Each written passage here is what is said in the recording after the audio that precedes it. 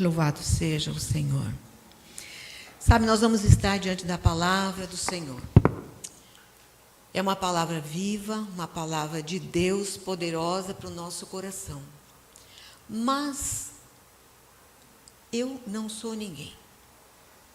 É o Espírito de Deus que vai trazer uma palavra para o seu coração. E assim como nós lemos que Ele é o pão da vida, é o pão que alimenta, é esse pão que nós precisamos receber do Senhor neste momento, nesta manhã. Que Deus abençoe o coração, abençoe a minha vida também, porque eu sou um instrumento de Deus para trazer a palavra do Senhor também. O mundo, ele nunca mais foi o mesmo depois de Jesus Cristo. Tanto que a história foi dividida em duas, pelo impacto da sua presença. Antes de Cristo e depois de Cristo. E o profeta Isaías, falando sobre a vinda do Messias, ele assim se expressou: o povo que andava em trevas viu uma grande luz. Nós encontramos isso no livro de Isaías, capítulo 9, verso 2. E falando sobre isso, posteriormente, o próprio Senhor Jesus disse de si mesmo. Ele disse: eu sou a luz do mundo. Nós lemos isso no Evangelho de João, capítulo 8, o verso 12. Então, quando Jesus veio ao mundo, ele trouxe consigo a certeza de que Deus nos ama e que o seu amor é verdadeiro. Louvado seja o Senhor. E Jesus, ele fez da sua vida um ato de amor. O Senhor Jesus fez isso por cada um de nós. Ele amou intensamente as pessoas que o procuraram. E por isso que nós vivemos hoje o Natal. Vamos abrir as nossas Bíblias no livro de Mateus, no capítulo 1, e vamos ler os versos de 18 a 25. Mateus 1, de 18 a 25. E eu coloquei como tema do sermão nesta manhã: obedecer é uma decisão. Se você puder, coloque-se em pé e vamos fazer a leitura deste texto. Foi assim o nascimento de Jesus Cristo. Maria, sua mãe, estava prometida em casamento a José, mas, antes que se unissem, achou-se grávida pelo Espírito Santo. Por ser José, seu marido, um homem justo, e não querendo expô-la à desonra pública, pretendia anular o casamento secretamente. Mas, depois de ter pensado nisso, apareceu-lhe um anjo do Senhor em sonho e disse: José, filho de Davi, não tema receber Maria como sua esposa, pois o que nela foi gerado procede do Espírito Santo. Ela dará à luz um filho e você deverá dar-lhe o nome de Jesus, porque ele salvará o seu povo dos seus pecados. Tudo isso aconteceu para que se cumprisse o que o Senhor dissera pelo profeta: a virgem ficará grávida e dará à luz um filho. E lhe chamarão Emanuel, que significa Deus conosco. Ao acordar, José fez o que o anjo do Senhor lhe tinha ordenado.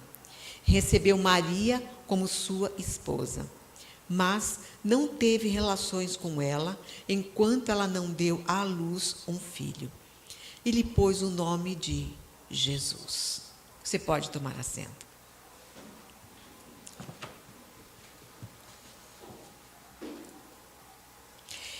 É difícil ler as Escrituras sem sussurrar algo como: eu fico imaginando, porque nós não conseguimos enxergar o cenário inteiro.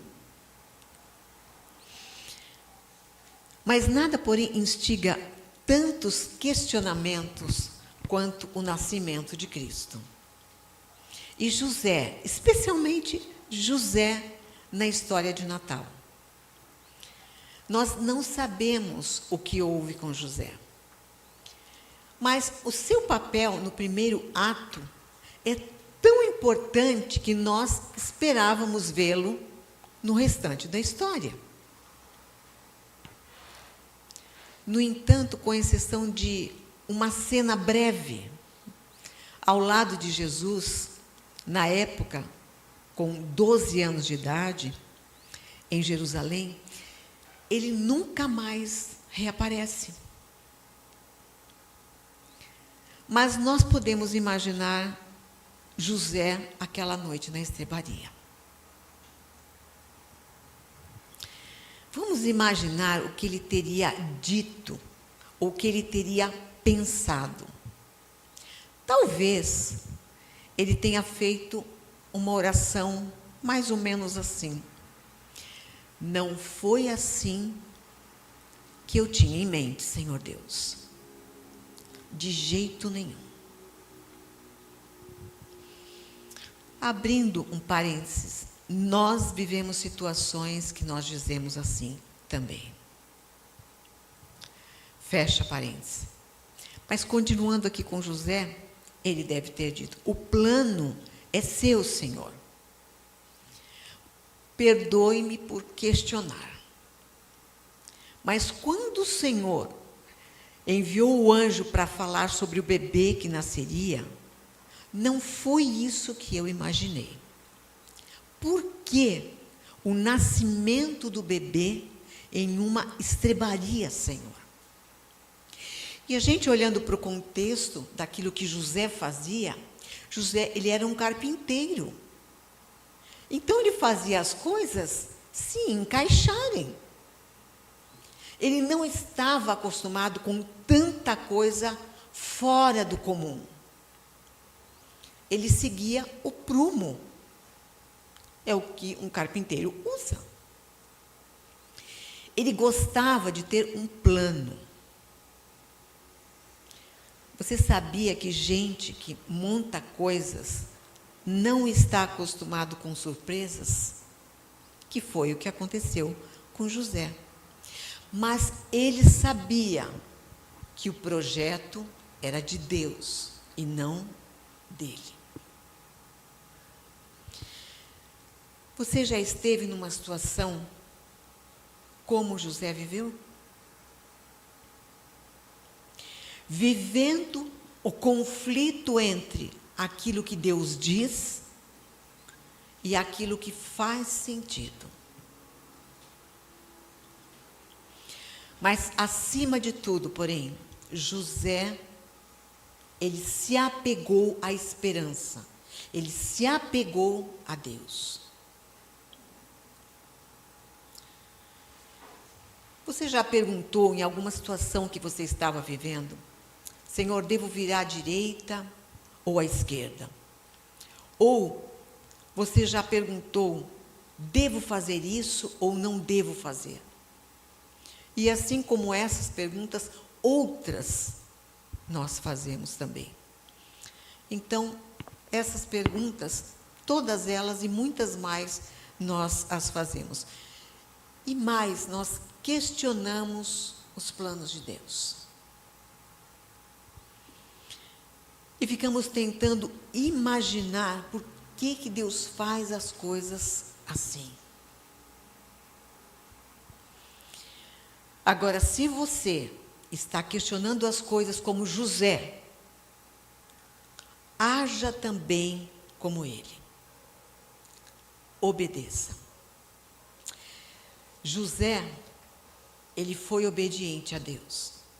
E é o que nós precisamos também. Entender que nós precisamos ser obedientes a Deus. José, ele obedeceu quando o anjo o chamou. José obedeceu quando Maria explicou o que estava acontecendo. E José obedeceu quando Deus o enviou. Sabe, às vezes, nós ficamos com a nossa mente em confusão. São tantas coisas e a gente fica confuso. E José, naquela situação, mas ele não permitiu que uma confusão em sua mente o impedisse de obedecer. Que Deus nos ajude para que a gente, apesar de tantas situações, a gente não desobedeça a Deus. Ele não sabia o que estava acontecendo. Vocês imaginem toda aquela situação acontecendo? Ele não sabia. Mas ele fez o que ele sabia que tinha de fazer. Naquela situação toda, ele encerrou os seus negócios de carpinteiro, ele fez as malas, ele pegou a família e partiu, porque era o que ele precisava fazer. Mas sabe por que isso? Porque Deus mandou ele fazer isso. Foi o que Deus mandou ele fazer. E se a gente vai olhar para a nossa situação, o que Deus me mandou fazer? Em todos os sentidos da minha vida, em todas as áreas, em tudo aquilo que diz respeito a mim. O que Deus me mandou fazer? O que Deus mandou você fazer? José, ele não conseguia enxergar todo o panorama dos acontecimentos, não. Mas ele teve uma escolha a fazer. Obedecer ou desobedecer. E por José ter obedecido, Deus o usou para mudar o mundo. É linda a história do Natal. E nós vemos José ali. Então nós precisamos ouvir a voz de Deus e obedecê-lo. E creia, estas atitudes, elas serão suficientes para uma vida de paz. E é o que nós precisamos, é uma vida de paz. E em todo tempo, Deus estará contigo. Mas sabe que Deus ainda procura pessoas como José hoje em dia. Não foi só naquela ocasião, Ele procura hoje. Homens e mulheres que acreditam que o Senhor ainda tem muita coisa para fazer. Você é capaz de servir, mesmo quando não entende o que está acontecendo? Porque às vezes acontece isso nas nossas vidas. Mas apesar disso, vamos continuar servindo a Deus. E é possível também que o Senhor não tenha oferecido respostas a todas as suas perguntas, porque nós as fazemos. Temos muitas. Um grande, intenso questionário para o Senhor. Mas Ele responde a mais importante. A mais importante. E a pergunta é: o Senhor continua com você? E você pode dizer sim. O Senhor continua comigo. Louvado seja o Senhor. E Deus, Ele se importa com você. Você é importante para Ele. Você, individualmente. Ele ama todos os seus filhos, mas você, individualmente, é importante para Deus. E por intermédio daquele bebê, nascido em uma estrebaria, Deus entrou no seu mundo. Deus entrou no meu mundo, no nosso mundo. Emanuel foi o que nós lemos no texto. Deus conosco. Eu te desejo um feliz Natal. Amém.